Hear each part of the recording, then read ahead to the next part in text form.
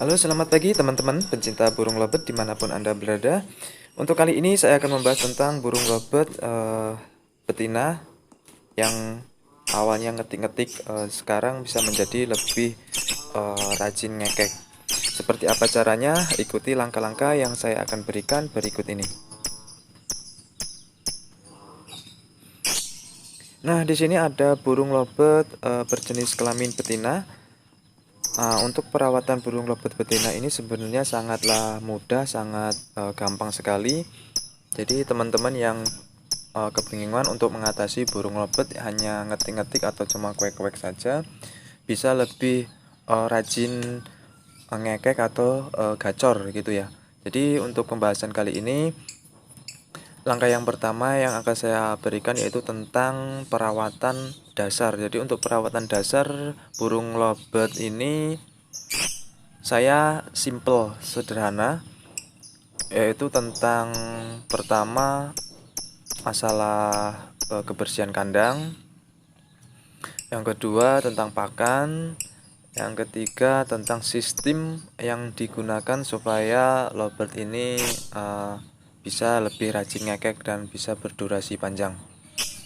Yang untuk pertama yaitu kebersihan kandang. Untuk kebersihan kandang saya terapkan setiap hari atau 2 hari sekali saya bersihkan untuk area kandang.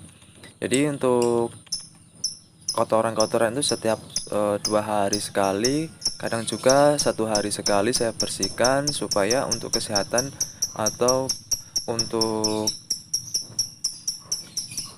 kesehatan kandangnya supaya terjaga, supaya lobet ini selalu dalam keadaan fit atau dalam kondisi sehat.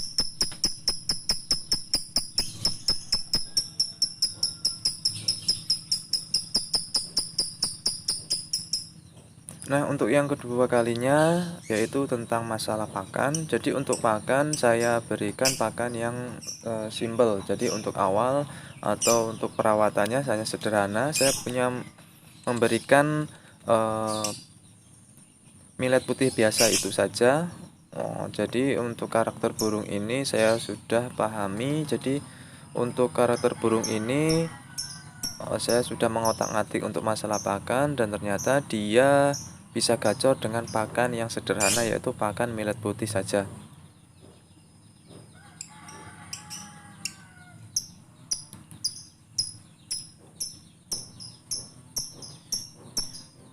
Dan untuk yang ketiga kali yaitu tentang proses atau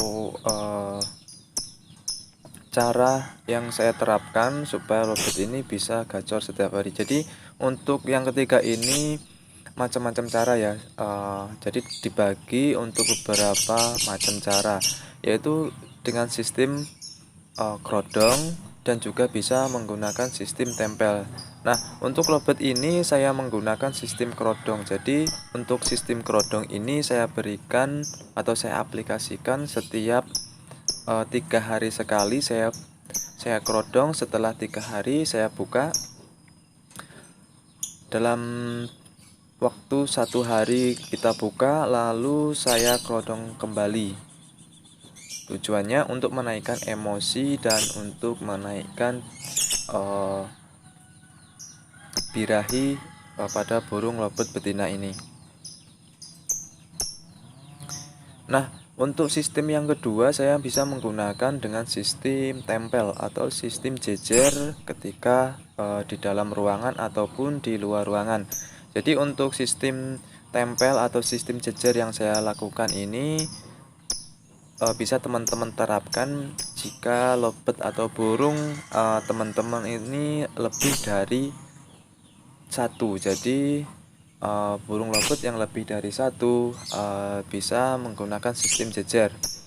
Untuk maksimal sistem jejer ini tidak ada batas ya. Jadi untuk maksimal sistem jejer ini tidak ada batas, tapi usahakan untuk dalam sistem jejer atau sistem direndeng ini diusahakan jenis kelamin itu harus diperhatikan. Jadi jangan sampai dalam sistem jejer ini ada jenis kelamin yang berbeda. Atau contohnya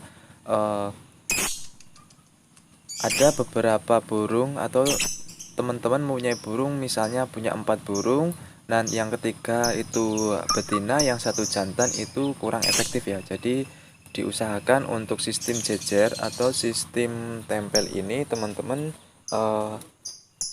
kasih betina semua. Jadi untuk jenis kelamin harus betina semua. Tujuannya untuk membuat lobet ini jangan sampai dia naik birahi dan dia lari ke birahi kawin. Jadi caranya dengan sistem tempel harus menggunakan lobet yang berjenis perempuan atau betina. Nah, perawatan simple seperti itu bisa teman-teman lakukan setiap hari. Jadi untuk teman-teman yang lobetnya yang awalnya macet bunyi, yang awalnya lobet ini nggak mau bunyi, yang awalnya itu kuek-kuek, bisa terapkan dengan sistem yang saya berikan tadi, yaitu dengan sistem kerodong atau dengan sistem rendeng atau sistem tempel. Nah, bisa teman-teman perhatikan jika lobet teman-teman ini sudah gacor atau sudah mempunyai durasi panjang atau sudah kelihatan bahwa lobet ini rajin ngekek dan berdurasi lumayan panjang, jangan digunakan sistem tempel. Jadi ketika lobet teman-teman sudah mulai gacor atau sudah bunyi setiap hari dan dia ngekek berdurasi lumayan atau sering ngekek dalam waktu satu hari, misalnya dalam satu hari bisa ngekek 3-4 kali, bahkan lebih dari 3-4 kali. Nah, itu tidak cocok untuk diterapkan sistem rendeng atau sistem tempel. Nah, untuk lobet yang sudah berdurasi atau sudah rajin ngekek, teman-teman bisa lakukan dengan cara atau sistem kerodong. Jadi untuk sistem kerodong ini cocok buat lobet yang sudah mempunyai durasi atau yang sudah gacor. Nah, jadi teman-teman jangan salah untuk menerapkan cara yang efektif. Jadi teman-teman jangan sampai lobet yang awalnya gacor terus teman-teman rendeng atau teman-teman jejer dengan robot-robot lain, setelah dijejer macet bunyi atau tidak mau bunyi. Nah, itu kesalahan-kesalahan seperti itu atau cara-cara yang kurang efektif itu harus dihindari. Jadi teman-teman kalau sudah mempunyai burung yang sudah berdurasi atau rajin ngekek atau ibaratkan untuk menurut saya itu gacor ya. Nah, kalau gacor itu beda dengan ngekek panjang ya. Jadi kalau gacor itu setiap hari itu ya dia bunyi, entah itu kuek-kuek, entah itu ngetik-ngetik, entah itu ngekek berdurasi panjang atau ngekek pendek. Nah, itu yang dinamakan gacor. Jadi menurut saya gacor itu tidak harus ngekek. Jadi kalau gacor itu bisa ngetik, bisa juga ngekek, juga bisa kuek-kuek. Jadi untuk gacor itu dalam satu hari itu dia bunyi terus tanpa ada jeda, walaupun dia tidak ngekek ya. Nah, untuk lobet yang seperti itu bisa teman-teman terapkan dengan sistem kerodong. Jadi kalau teman-teman punya lobet yang setiap hari bunyi dan bunyinya itu vektor sekali seperti itu, bisa melakukan sistem kerodong. Lakukan sistem kerodong ini kurang lebih 3-4 hari. Setelah itu buka satu hari. Setelah kita buka, otomatis lobet kita semakin vektor, semakin kuat.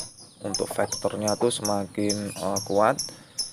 Dan biasanya kalau dia sudah vektor kuat itu larinya ke ngekek ya. Jadi ketika dia vektor sudah over sekali, biasanya dia larinya ke ngetik-ngetik terus ke ngekek durasi panjang seperti itu. Nah, untuk rawatan malam hari, jadi untuk rawatan malam hari simple. Saya tidak merawat, ibaratkan saya cuma membiarkan. Yang penting dalam waktu malam hari, kalau menggunakan sistem kerodong harus mati, lampu tuh harus dimatikan ya. Jadi untuk sistem kerodong tuh untuk malam hari lampu dimatikan, ditaruh di tempat yang sepi lah. Jadi ditaruh yang tempat yang sepi, yang tempat yang tidak ada lalu lalang orang atau tidak ada suara yang terdengar dari burung itu sendiri. Nah, untuk yang kedua yaitu dengan sistem tempel. Sama, setelah sistem tempel itu harus dimatikan juga untuk lampu supaya dia bisa istirahat di malam hari.